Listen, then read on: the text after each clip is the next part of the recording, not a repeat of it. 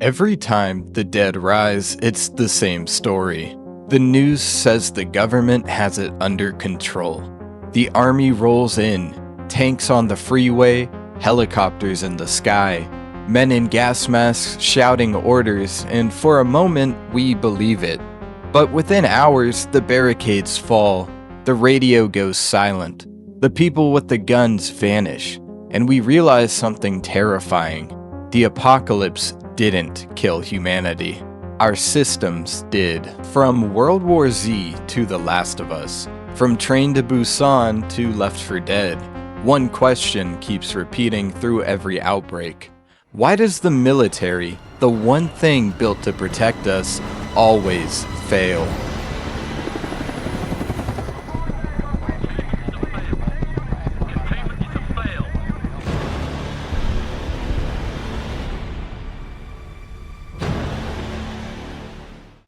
It's always the same image, a line of armored vehicles idling in the dusk, orange light bouncing off metal, radios hissing with clipped commands. Somewhere ahead, civilians are herded behind concrete barriers.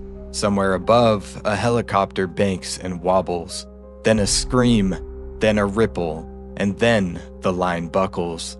The soldiers don't just lose ground, they lose the narrative. The moment they're overwhelmed, the story leaves the realm of disaster response and becomes something else entirely. A world where order is no longer a given. In zombie media, the military isn't just a fighting force. It's the symbol that there's still an adult in the room. Someone tasked with the impossible job of keeping the sky from falling. The trope works because the moment they fall, the audience feels civilization tilt. From the underground bunkers of Romero's Day of the Dead to the massed formations at Yonkers in World War Z. From Fedra's curfew whistles in The Last of Us to the distant, unreachable convoys in Train to Busan, the pattern repeats. Command collapses, coherence dissolves, and the uniform that once promised safety becomes either irrelevant or terrifying. What follows isn't just a catalog of defeats, it's an autopsy of a system faced with an opponent that refuses to obey the rules. The undead don't negotiate, don't need supply and morale, don't retreat. They are entropy in motion, and entropy doesn't sign ceasefires. Today, we trace how zombie media uses military failure as a storytelling engine, why the fall looks inevitable, what it says about us, and why. In the rare stories where soldiers adapt, the genre briefly becomes something else. Not horror, but hard-won order.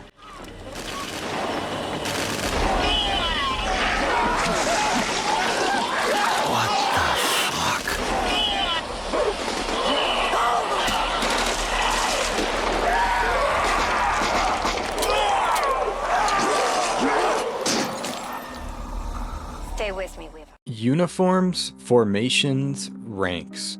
These aren't just practical, they're theatrical. In fiction, militaries are the stagecraft of order. Their presence promises that someone understands the problem on a scale beyond a single neighborhood. The camera doesn't need to explain it. Show a platoon at a checkpoint and the audience feels the invisible scaffolding of state power. Zombie media weaponizes that symbolism. In 28 weeks later, the US military's District 1 pulses with techno-bureaucratic optimism. Biometric scanners, sealed apartments, a humane color palette of creams and steel. It's convincing because we want to be convinced, until one procedural exception becomes a breach.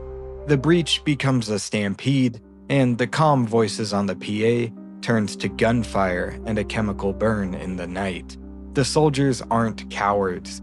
They're submerged by a system built for linear risk in a non-linear crisis. Video games such as Left 4 Dead inherit the wreckage. Left 4 Dead sketches a nation of abandoned plans, CETA posters curling off walls, scribbled warnings on evacuation signage, tanks parked like tombstones. You never meet a functioning command structure because the map itself is the autopsy report. Every safe room is a tiny witness stand, the graffiti a transcript of trust dissolving into rumor. In Train to Busan, the uniform is present but deferred.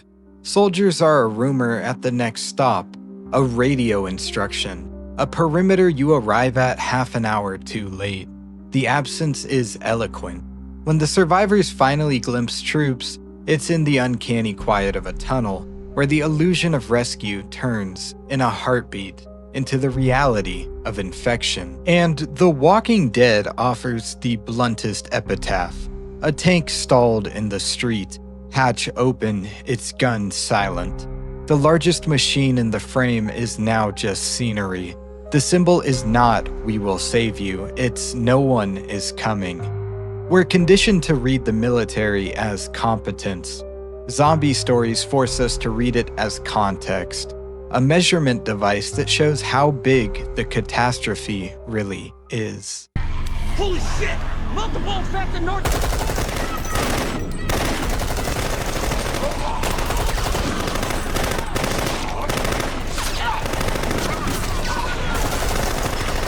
There's a comfortable fantasy that somewhere in a binder or a server, there's a plan.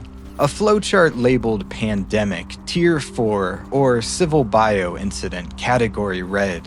Zombie media takes that binder and sets it on fire. Max Brooks' World War Z novel dissects this myth at the Battle of Yonkers. The army arrives with cutting-edge tech, calibrated for modern warfare. Air support, armored thrusts, electronic warfare. It's tactically immaculate and strategically meaningless. You can't airshock a horde that feels no fear. You can't attrit an enemy for whom casualties are a form of reproduction. Yonkers is a pageant of the wrong problem being solved beautifully. In the film adaptation, the failure is faster, frenzy rather than treaties. But the message aligns. Delay is death. A response designed for clarity, identify, isolate, eliminate, meets an adversary that multiplies under confusion. The Last of Us presents another flavor of preparedness, authoritarian control as a prophylactic. Fedra's curfews, ration cards, and public hangings are not random cruelty. They are an institutional answer to exponential threat. But control does not equal containment. The faster the military tightens its grip, the more it reveals the limits of coercion. It can manage bodies, not behavior. Enforce curfew, not compliance beyond sightlines. Preparedness becomes theater, and theater is brittle. Resident Evil makes preparedness a corporate product. Umbrella's security protocols, clean rooms, and private militias register as capability until the first breach proves they were nothing more than a glass cannon. The soldiers are there to hold doors while executives choose which secret to keep. Preparedness is comforting. Adaptability is expensive. Zombie media insists the bill always comes due.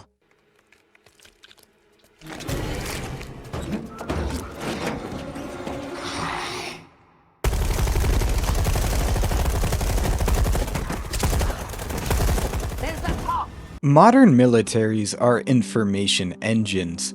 Orders travel down and the truth travels up. When that loop snaps, the system doesn't degrade, it shatters. Cinematic language for the break is simple. A close-up on a radio, a hiss of static, someone repeating "command say again." We understand what that means. The voice that made reality coherent is gone. 28 Days Later explores what fills the vacuum. Ritual without mission. Major West's garrison maintains the ceremony of soldiering. Perimeters, watches, mess. Long after those rituals stop connecting to a larger command intent.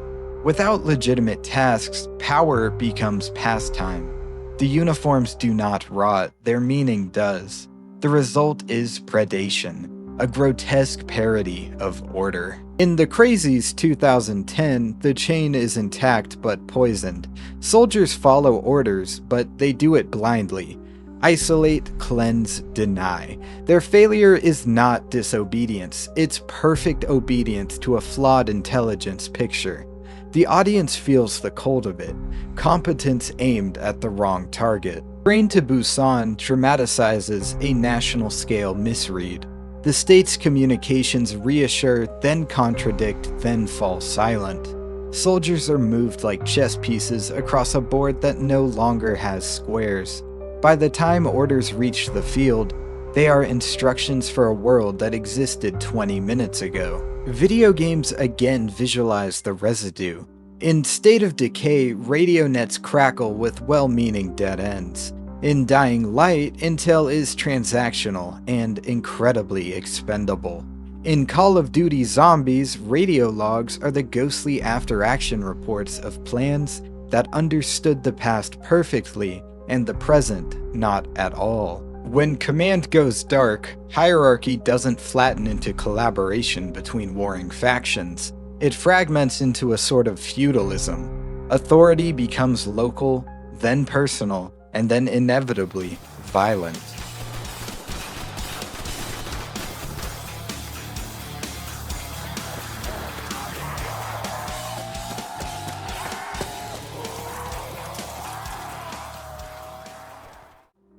Zombie fiction often splits humanity's survival toolkit into two egos, the lab coat and the uniform. Each knows exactly why the other is dangerous. In Day of the Dead, Dr. Logan's grotesque experiments promise the soldiers a future they cannot survive long enough to reach. The soldiers' coercion promises the doctor a present in which research is impossible. Their mutual contempt is the infection's favorite meal. Resident Evil industrializes the feud. Umbrella's scientists build god-killer toys. Its paramilitaries are sent to sweep the shards under a rug already saturated with blood. Secrecy guarantees operational blindness. Operational blindness guarantees escalation. By the time anyone tells anyone the truth has multiple heads and a hive mind. The Last of Us reframes the conflict as ethics. The Firefly's surgical gamble on Ellie's life is rationalized as species-level triage. Joel's refusal is rationalized as love. Fedra's cruelty is rationalized as necessity. The battlefield in the end is not petri dish versus rifle. It's two incompatible definitions of save. Kingdom relocates this tension to the Joseon court. Here, science is folk medicine and court lore. Military is hierarchy and face. The resurrection plant is a biotechnological sin cloaked in duty. The generals obey politics. The physicians obey a superstition that turns out to be science in costume. The result is a disaster fueled by etiquette, truth strangled by Korean ceremony. Zombie media keeps staging this argument because it's ours. Certainty versus humility, speed versus care, power versus knowledge. The undead don't choose sides, they reward whichever one refuses to learn.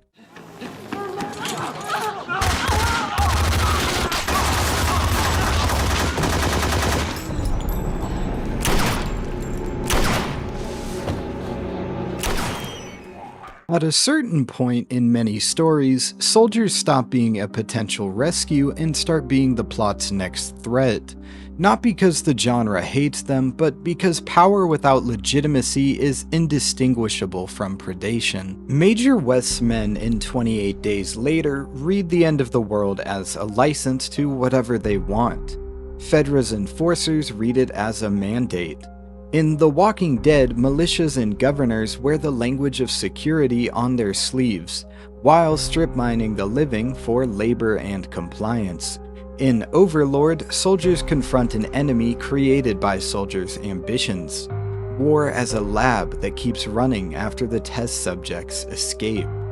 Train to Busan's sequel Peninsula amplifies the motive into a thesis, an organized remnant that survives not by defending a community, but by turning civilians into sport. The camera isn't just asking whether the army can protect us, it's asking what an army becomes when us is reduced to those with guns.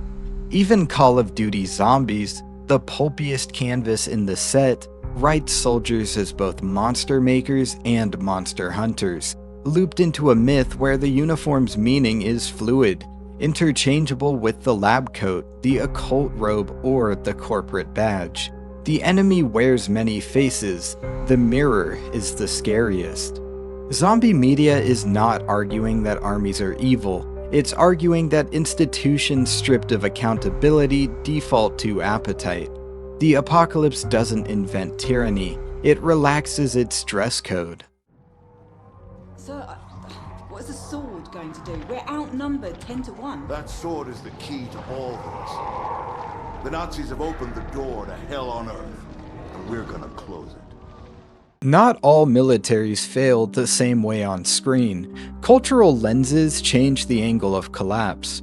Korean zombie narratives often frame soldiers as dutiful and tragic, swallowed by orders they keep following even when those orders can no longer save anyone. Train to Busan treats uniforms with restrained respect. Their failure reads as sacrifice misapplied. Kingdom shows rank as ritual, noble, rigid, ruinous when truth arrives out of order. Duty is holy. It is also combustible.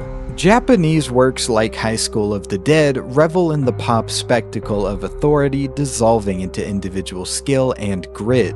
The military exists, but it's narratively distant. The camera sticks with improvised hierarchies.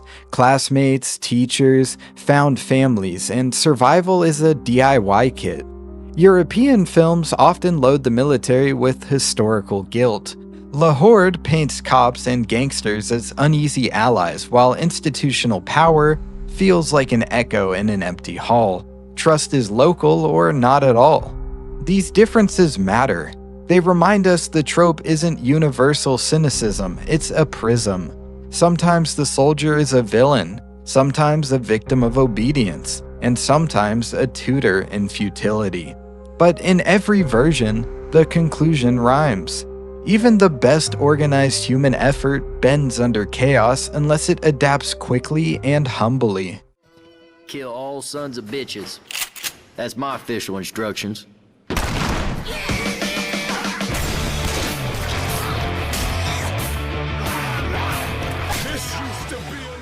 Amateurs talk tactics, professionals talk logistics.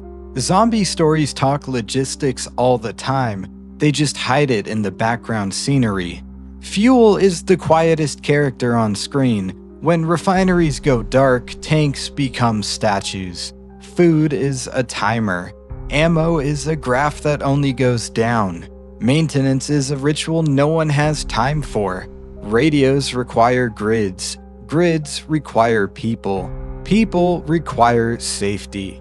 Remove one node and the net is a necklace. Pretty useless. World War Z, the novel, lingers on this. The entrenching tool, the shift to defensive squares, the quiet cruelty of abandoning maneuver warfare in favor of digestible grind-it-down doctrine. Victory is logistics simplified to the point of boredom. Horror becomes accounting. Left 4 Dead understands negative logistics. Every safe room is a forward operating base made of plywood and lies. You open the door, resupply on whatever the last poor soul abandoned, and accept that there is no resupply depot beyond this closet. The economy is salvage, and the currency is the noise your bullets make. Days Gone and Dying Light translate supply chains into parkour and motor grease. Your legs are the fuel truck now. Your backpack is a warehouse with straps.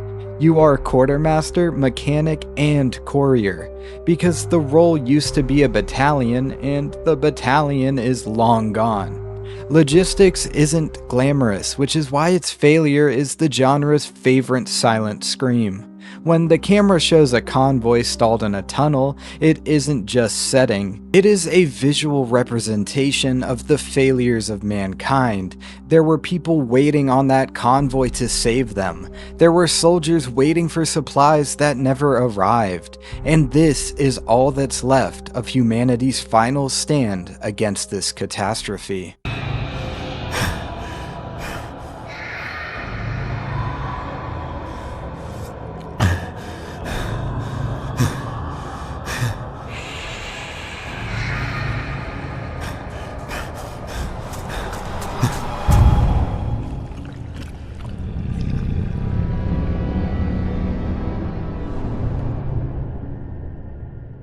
In every zombie story, the military always loses. The soldiers fight bravely, the tanks roll out, the choppers fill the sky, and then silence.